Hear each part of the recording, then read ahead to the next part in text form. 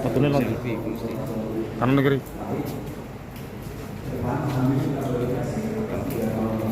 Foto. Nah, ayo.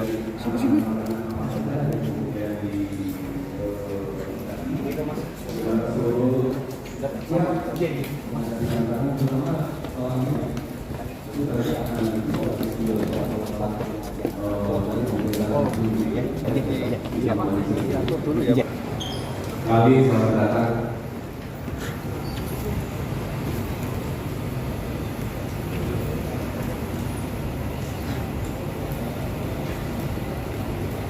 Dua ini rata kok. Dua ini rata kok. Alright.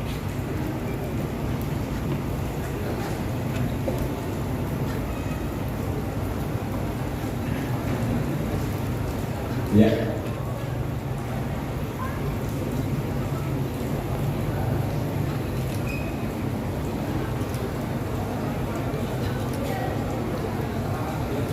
Monggo. Terima kasih Mas Wali sudah join bersama kita. Tepuk tangan untuk Mas Wali. Monggo. Oke, untuk melihat perspektif pencapaian 3 tahun terakhir bersama Mas Gibran dan Pak Teguh dalam memimpin keberhasilan Kota Solo dan kemudian bagaimana menghadapi tantangan, saya akan langsung saja ke narasumber yang sudah ada di depan.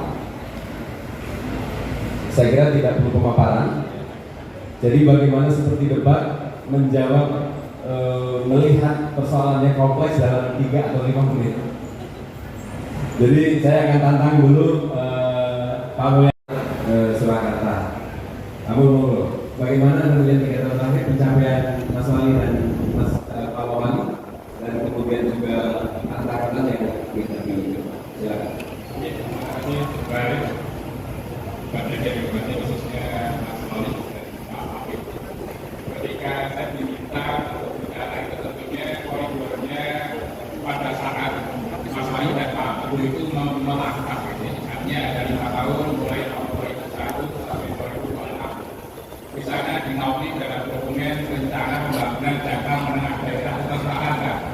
Mengangkat temanya Pak Widodo itu mewujudkan Surakarta sebagai kota budaya yang modern, tangguh, bersih, kreatif, dan jakarta. Nah, dari benang-benang ini kita bisa melihat ada 7 jabatan misi, di mana misi ini kalau kita lihat juga sebagian besar kelihatan nyata, khususnya pertumbuhan ekonomi yang terkait dengan berbagai macam pembangunan fisik. Pembangunan fisik itu dijabarkan ke 17 prioritas pembangunan dan sudah kita lihat hasilnya. Tetapi yang kita katakan bahwa kota Surakarta itu kota yang bersifat perkotaan, sehingga beberapa hal yang secara kualitas itu angkanya besar.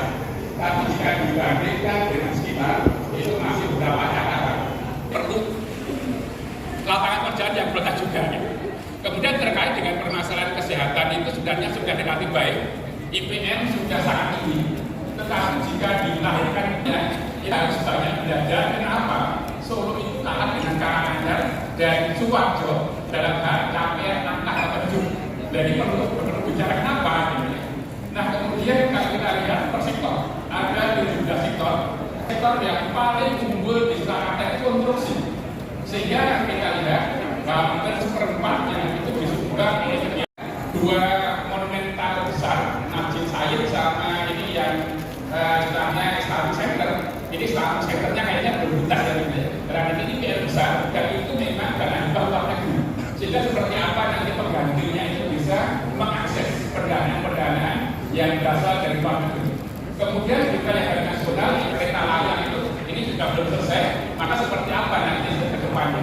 Kemudian ditawarkan banyak berbagai macam pembangunan yang mengarah pada peningkatan atau perdagangan. Berbagai macam dari pasar, masuk pulau, kemudian yang lain banyak tapi juga itu sebenarnya membawa bagaimana kita uji. Pembangunan fisik tidak bisa bermakna ketika tidak diisi oleh kreativitas orang-orang yang dari Solo, khususnya dari sisi industri kreatif atau ekonomi kreatif.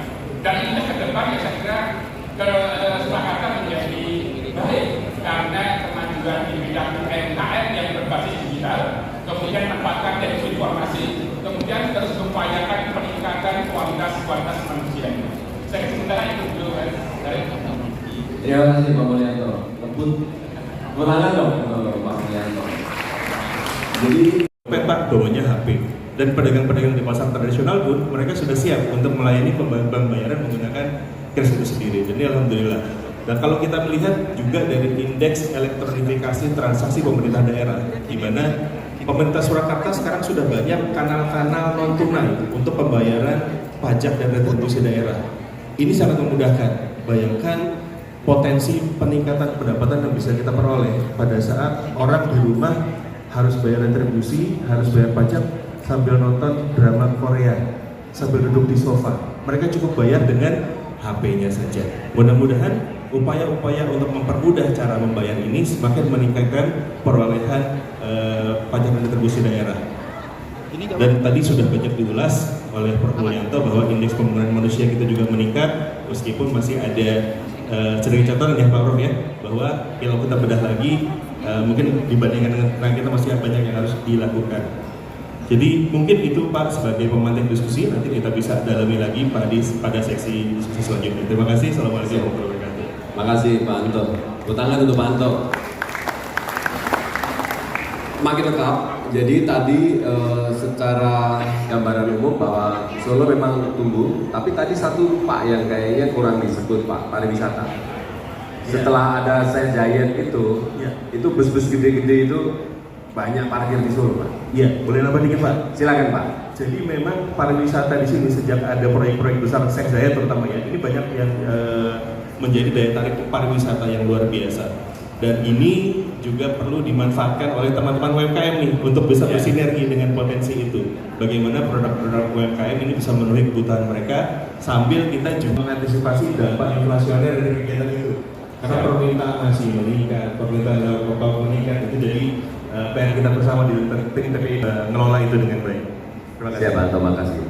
Artinya multiplier efek dari tadi pembenahan kota dan kemudian ada ikon-ikon baru, ada destinasi menurut saya atraksi baru itu men-trigger turis datang, multiplier efek ekonominya besar. Kira-kira gitu Pak. Ya. Oh, baik, terima kasih Pak. Ini makin menarik Bapak Ibu sekalian. Saya akan ke sebelah nih Pak Khairul Hidayat. Nah, Solo isu maksudnya apa ini? Solo apa gitu ya? Ya Solo ya memang Solo gitu ya.